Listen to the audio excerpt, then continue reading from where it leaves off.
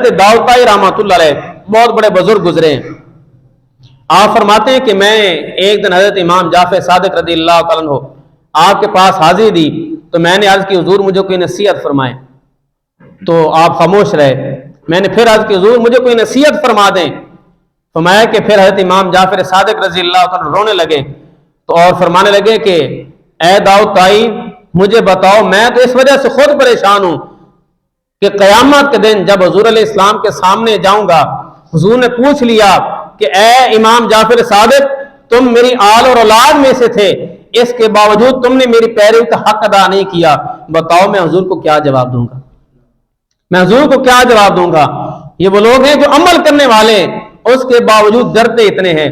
اور حضرت علامہ اقبال رحمۃ اللہ علیہ فرماتے ہیں تو غنی از ہر دو عالم من فقیر، روز محشر عذر ہائے من پذیر، گر تمی بینی حسابم ناگزیر، از نگاہ مصطفیٰ پنہاں بغیر.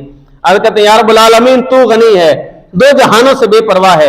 یا رب العالمین اگر بے حساب بخش دے تو تیری مہربانی ہے، اگر میرا حساب لینا ناگزیر ہے از نگاہ مصطفیٰ پنہاں بغیر تو یا رب العالمین میرا حساب آقا کریم علیہ السلام کی نگاہوں سے اوجھل کر کے لینا کہ میں کس منہ سے حضور کا سامنا کروں گا. اور اسی طرح حضرت امام جعفر صادق رضی اللہ تعالیٰ کے بارے میں امام مالک رحمۃ اللہ علیہ فرماتے ہیں کہ میں نے آپ کی 3 عادتیں دیکھی اور اکثر آپ اس پر استقامت فرماتے. کیا؟ یا تو حضور علیہ السلام کے یہ نواسے حضرت امام جعفر صادق رضی اللہ تعالیٰ عنہ یا تو نماز کے اندر مشغول ہوتے، یا پھر روزہ دار ہوتے، یا پھر تلاوت قرآن کے اندر مشغول ہوا کرتے تھے. تو میں اکثر اوقات آپ ان 3 کاموں کے اندر مشغول ہوتے، یا تو نماز پڑھتے، یا پھر روزہ دار ہوتے، یا پھر تلاوت قرآن کے اندر مصروف ہوتے تھے. یہ آپ کی مبارک عادتیں ہیں. اور حضرت سفیان ثوری رحمۃ اللہ علیہ آپ فرماتے ہیں میں حضرت امام جعفر صادق رضی اللہ عنہ کی بارگاہ میں حاضر ہوا، میں نے عرض کی حضور مجھے کوئی نصیحت فرمائیں.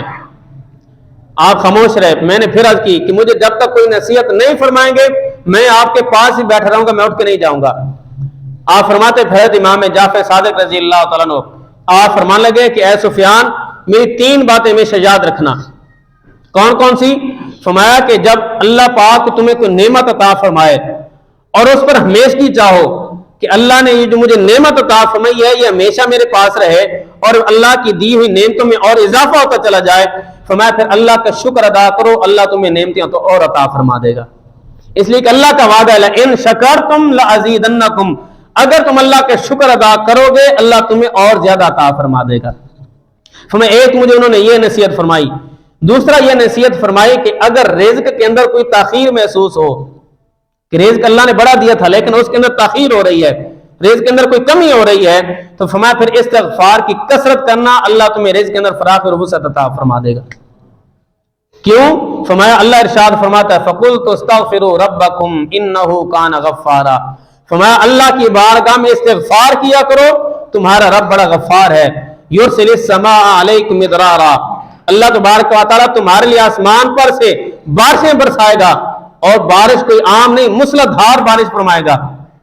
وَيُمْدِدْكُمْ بِأَمْوَالٍ وَبَنِينَ، اور اللہ تمہیں مال بھی عطا فرمائے گا، تمہیں بیٹے بھی عطا فرمائے گا. وَيَجْعَلْ لَكُمْ جَنَّاتٍ وَيَجْعَلْ لَكُمْ أَنْهَارًا، اللہ تمہیں باغات بھی عطا فرما دے گا، اللہ تمہارے لیے نہروں کو بھی جاری فرما دے گا.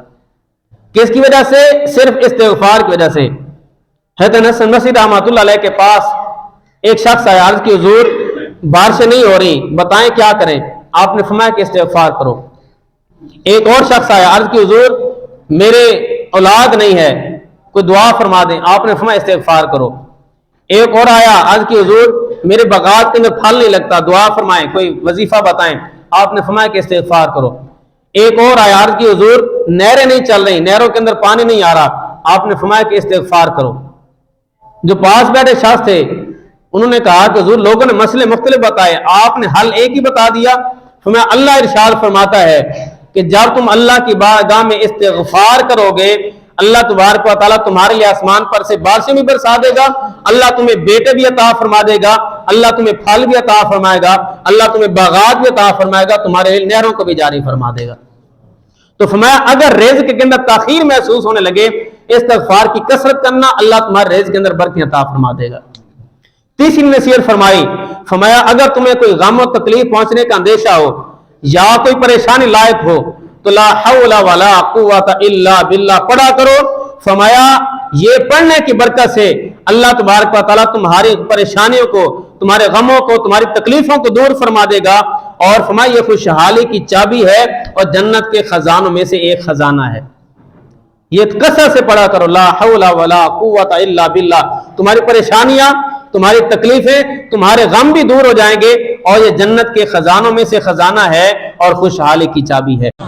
इस वीडियो को शेयर जरूर करें, हो सकता है आपके एक शेयर से ये बात किसी के दिल में उतर जाए।